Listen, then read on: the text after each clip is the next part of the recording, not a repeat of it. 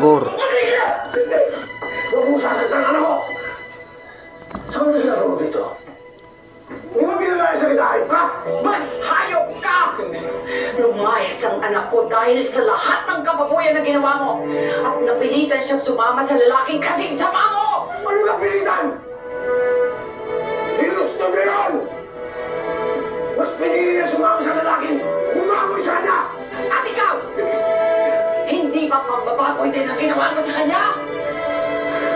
Tiniis ng anak ko ang lahat ng pambabastos na ginawa mo sa pagkababae niya! Paano?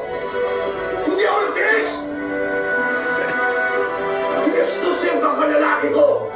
Ang tinanggap niya anak ng Naiputan ka na, Rigor. Ano ang ginamit ng anak mo? Ang pasura ka naman sa akin!